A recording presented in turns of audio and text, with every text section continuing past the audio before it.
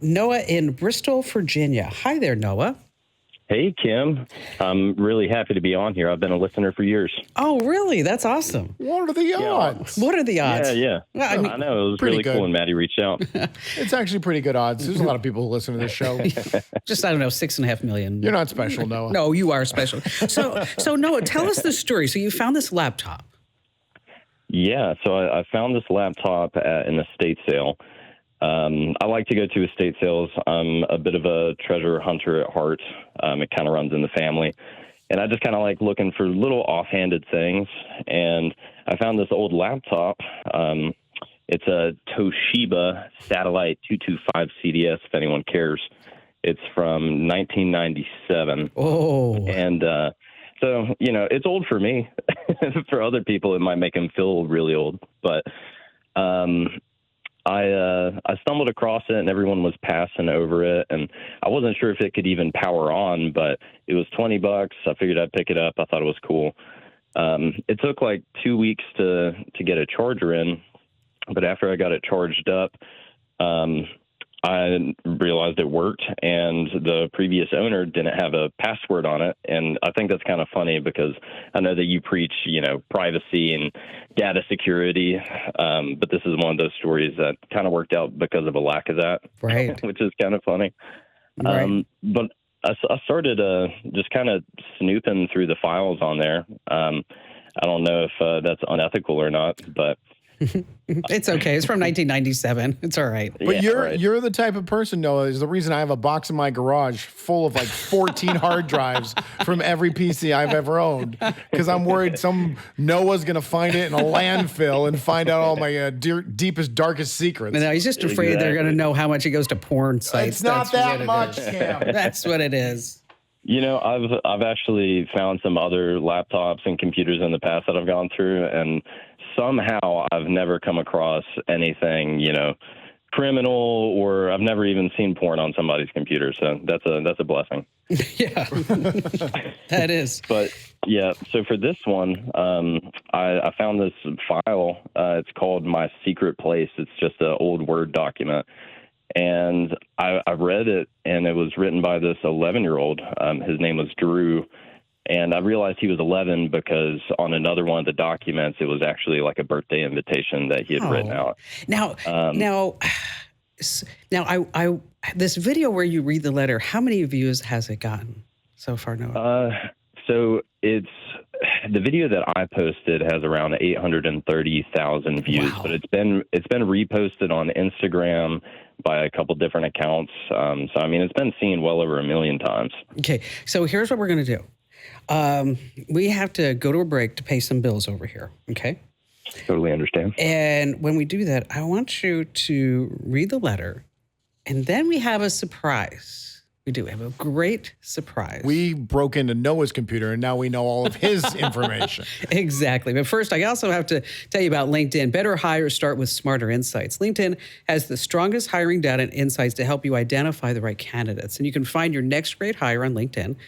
Post your job for free at linkedin.com/Kim. Terms and conditions apply. Now, so when I think this is so cool that Noah's a listener of the show. I think that's so amazing. So folks, stay right where you are here with the Kim Komando Show, because you definitely don't want to miss this.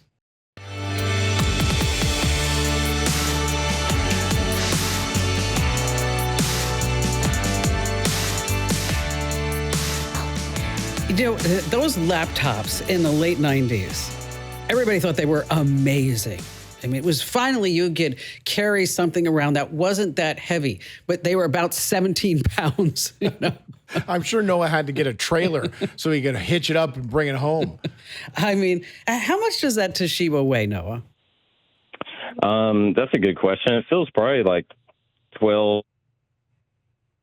Probably 12, 15 pounds, somewhere in there. It's heavy. It is heavy. It is heavy. So Noah, read us the letter that you found there from this 11-year-old boy. Yeah, I'd be happy to. It'll take you back to the 90s. So it's titled My Secret Place. My secret place is at my cousin's house. It is a tree house. To get up to the tree house, you have to climb a ladder, and when you get to the top, you have to pull yourself up and if you fall, it hurts bad. We have races to see who can get up into the treehouse first or who climbs the highest in the tree. Up in the treehouse, you can smell the flowers outside, and when it rains, you can smell the rain in the air. Sometimes you can feel the rain because the leaves are our roof. We can look up in the sky and watch airplanes go over and hold our ears because of the loud noise. We watch birds fly over and try to guess what they are.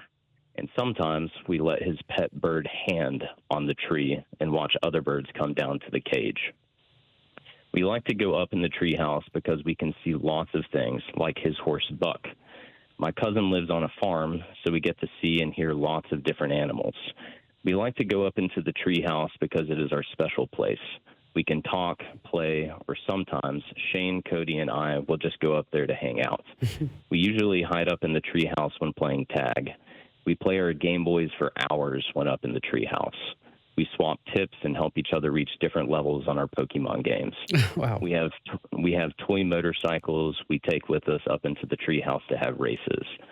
When I am in my special place, I feel happy because I am with my friends. It is a place where I can go when I am mad, and it will cheer me up.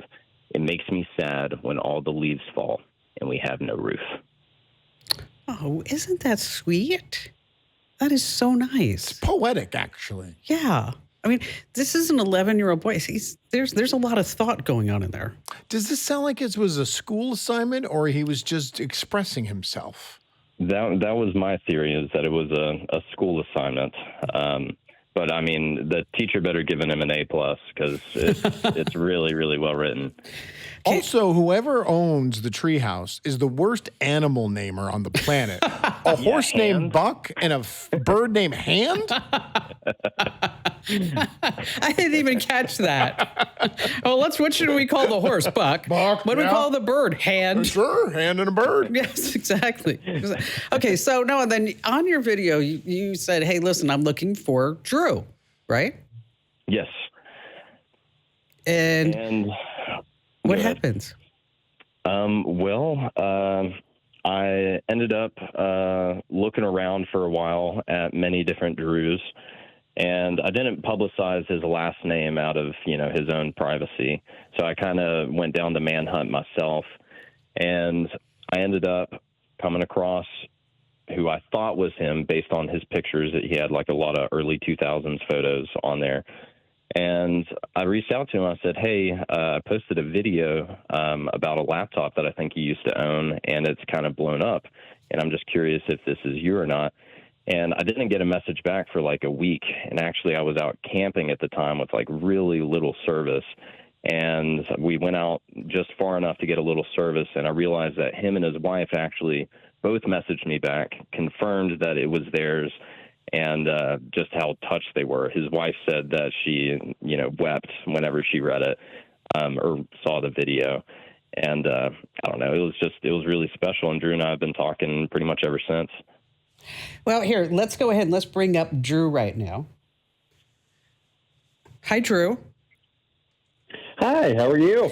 So what was it like hearing your letters and reading some of this stuff that you wrote when you were 11 years old? I mean, it just really, brings you back. It was really just kind of crazy. It was, the most small world type moment. I immediately, upon watching the video, immediately recognized the laptop. It was actually my grandfather's laptop, and he had bought it. I say my grandfather's laptop. He bought it, and I kind of immediately took over the laptop, just made it my own. Used it for school assignments, and, as he said, Noah had found a birthday invitation. It's one that I had made, just inviting some friends to a pool party that I had for my birthday.